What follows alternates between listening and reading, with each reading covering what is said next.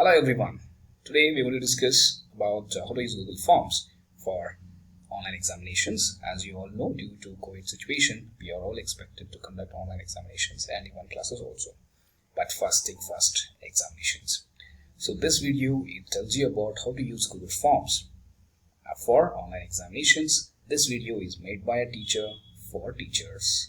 So in this video one, we are going to discuss on how to log into Google Forms. There are two ways. One, either you can go to search engine or you can get into through Google Drive.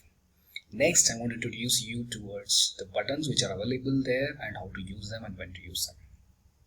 And then like how to add some basic instructions in a Google Form. So let me take you to the browser now.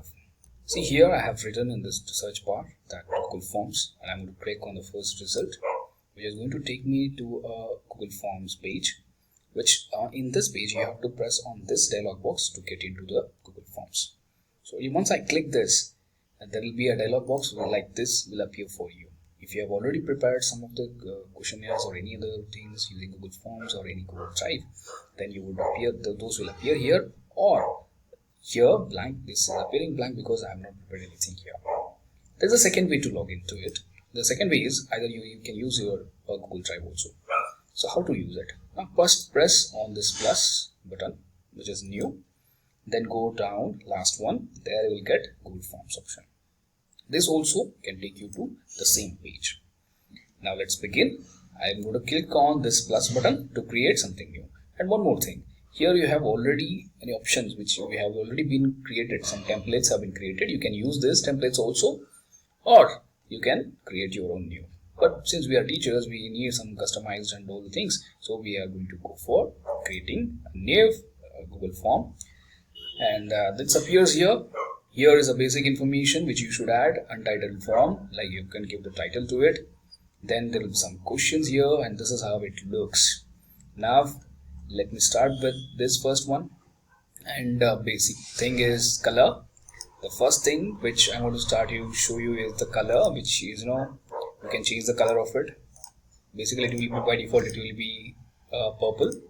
You can change it to blue color, or you can change the shade also there in the background, like this. The background changes, you can see the changes happening over there, or you can keep it default also, or you can put an image also by clicking on it and dragging into your image. You can put an image like subjects and all to make it more fancy. Next one is here is an eye of Big Boss, which Big Boss tells you that this gives you for preview. Like once you complete the questions, it will tell you that how do a respondent will be able to see it the way you are, like once you complete your paper, right? And here comes the setting button. Here you can see so many options are available, and it says collect email address. It is always safe to collect email addresses of the respondent because that will help you in replying back to them, and you can reduce even proxy by limiting it to one response. For example, I'm going to use my own email ID and I'm going to give it multiple responses. That you can stop. I can use it in only one system, only once I can respond. Edit after submission, like if you want your respondent to edit it, you will be ensuring it, but in examination we don't want it, so I'm not going to check it. Summary charts and all, this is usually for survey. These two are meant for survey, so we are not going to use it here, and since we are focusing on only present examination. So progress bar, this is crucial because it tells you student that how many more questions he has to attempt, and that will be in the bottom of the page. I'll show you once in the preview. Next one, shuffle the questions. If you want your students to get the questions in a shuffled way, like Google automatically shuffles it, every respondent will get different questions in a different fashion. So I highly recommend this when you are using all MCQ questions. It's very useful. Next one, quizzes. Please ensure that you are making, every time whenever you are conducting examination, ensure you click this button and make it a quiz. Because once you get quiz option, then only you can get this all options. Okay. And if you are using all of them as predefined answers and multiple choice questions, then you can use immediately release marks immediately after submission. Or if your final examination, it is a duty of examination board or controller examination, which we call as COE in most of the universities.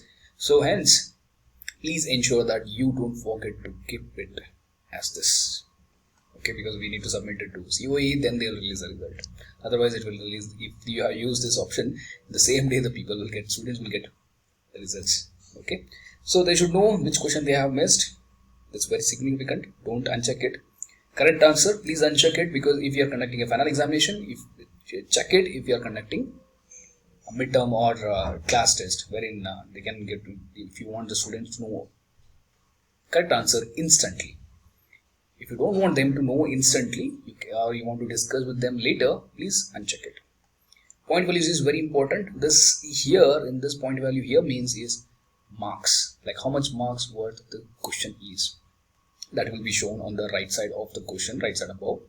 That we will see in the preview button, and we'll edit it also. And once you do make all the changes possible, you can go for saving the question. Now here, what I should add in untitled form. So here I should add is, basically I'm conducting an examination of principles of management. So I want to just type principles of management. Basically this signifies that what this paper is all about. Okay, if it is related to principles of management, I'm going to write here, and you want to give some instructions in advance to students, like you do this, you should complete it this time, and you should not do this, you should not do that, and then you should not you should give examples wherever it is necessary. So those all instructions prior to the starting of the examination you can give in this dialog box. And valid email address will be collected. Okay, this form is collecting email address, it says it very clearly. This is all about the options which are available, and then by clicking on this you can add more questions. And this option tells you that you can import questions, like you have already created some questions already, a questionnaire has been created. You can import some questions from that also, like you are doing a retest again and you want a student to practice it again, and you want a particular question to be repeated here. That all things can be done. There is no need to recreate it again. That saves your time. And then you can add more title, like this is what is title and description. You can repeat it, like if you have more sections you can do it. You can add image, like I said, you can add any image which you like. You can add a video also, wherein you want the students to watch the video and then respond to the questions, answer the questions which is there in the video after class. You can conduct it that way also. The last one is you can add sections. Usually when you are conducting final examinations, will have minimum 3 sections or 2 questions depending on your universities. So if I want to add section A, which will be like short questions, we call it a section A, 2 marker questions, and section B will be long answer questions, or section C will be like case studies, or section D something like compulsory questions. In that case you can use this. You can add section also. See, earlier this was not having any this kind of taskbar, but it is saying now 1 out of 2. That means this will be the first display to the students. They'll enter the email ID here, and then they'll come to this section. That will be section A.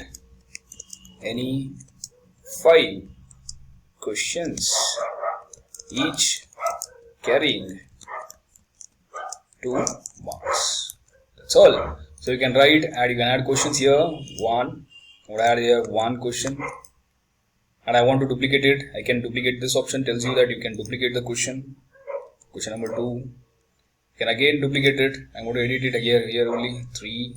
Or you can add here this button, using this button, question number 4. So I have added some questions here like this. This is about adding questions and adding sections.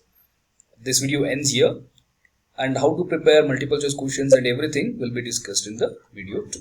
Thank you for watching. Continue watching to the second question so that you can know how to add multiple choice questions, how to add checkbox questions, how to add open-ended, short-ended. Everything will be explained in video 2. Thank you. Have a nice time.